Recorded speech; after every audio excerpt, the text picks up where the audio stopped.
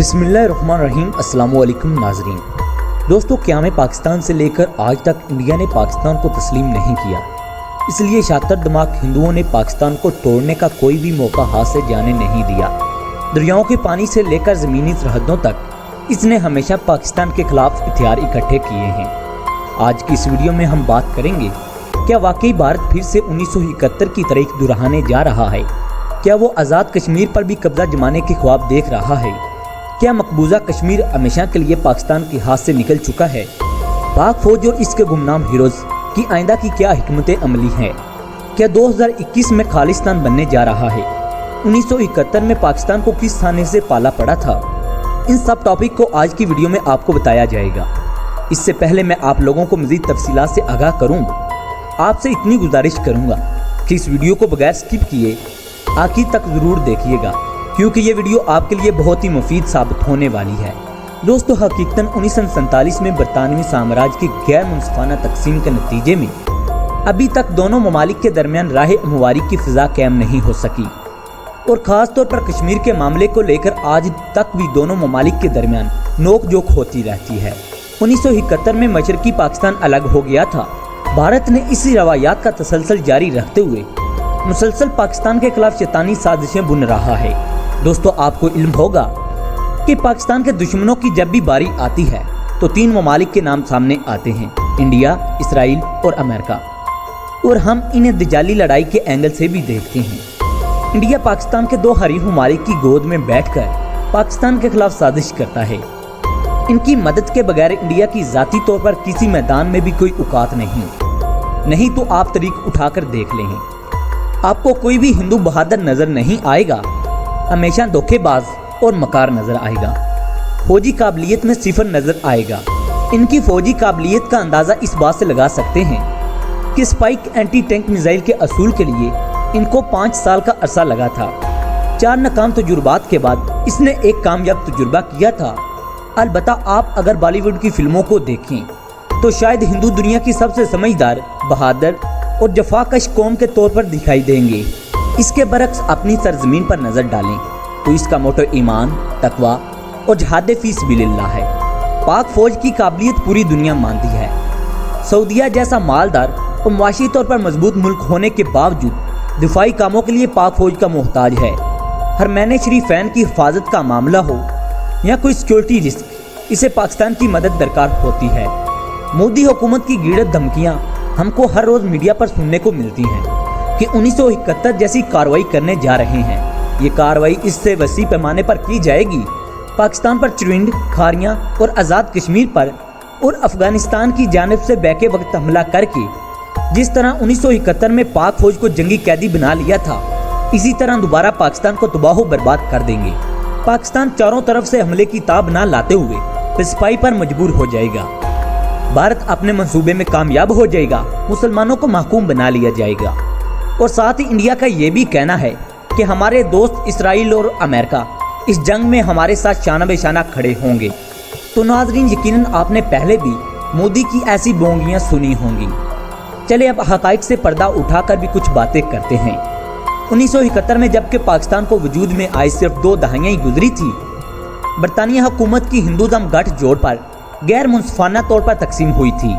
برطانوی سامراج جان بوجھ کر پاکستان کو مزید مسائل میں الجھانے کے لیے اس طرح کی نفرت کی لکیر کھینچ کر گیا تھا، اور اسلامی جمہوریہ پاکستان کو مزید مشکلات سے دوچار کر دیا تھا، جس کی وجہ سے مسئلہ کشمیر اور مشرقی پاکستان جیسے بڑے اور کئی چھوٹے مسائل بھی پیدا ہو گئے، جو کہ لیڈرشپ اچھی نہ ہونے کی وجہ سے ابھی تک حل نہیں ہو سکے۔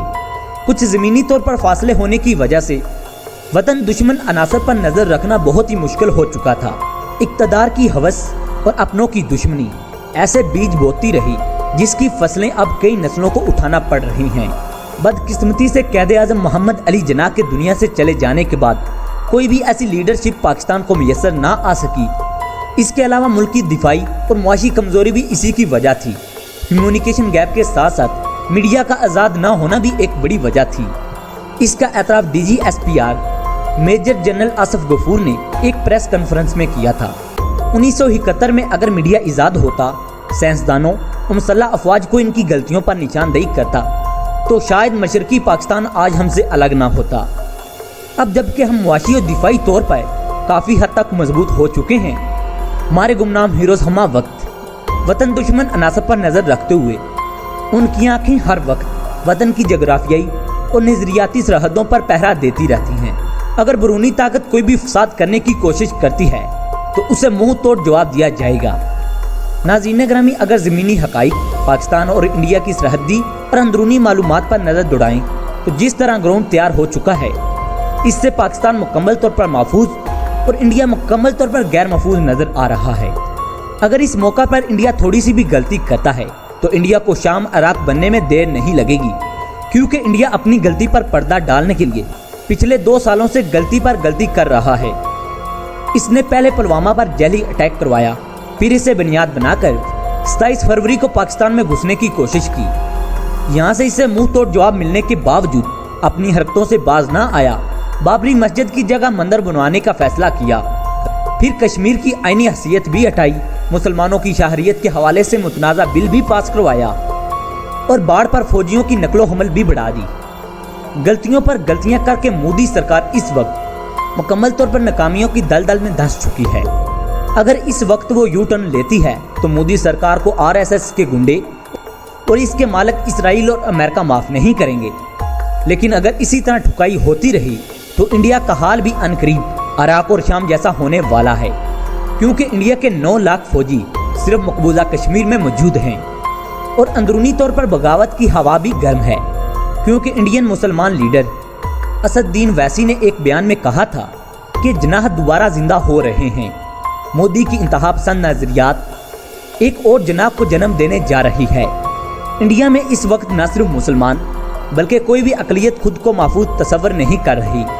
सिख भी खालिस्तान की तरीक चला रहे हैं, जो कि 2021 में एक नई लहर के तौर पर नजर आएगी।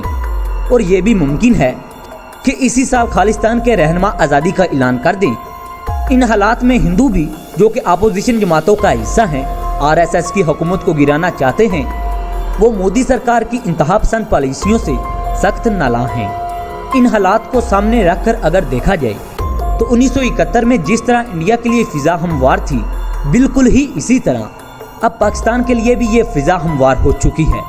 हमारे गुमनाम हीरोज अपना काम मुल्क के अंदर और बाहर कर रहे हैं और वो वक्त दूर नहीं जब इंडिया सोवियत यूनियन की तरह टुकड़े टुकड़े नजर आएगा, क्योंकि कुदरत का कानून है, जुल्म की रात जितनी भी लंबी हो जाए सहर जरूर होती है।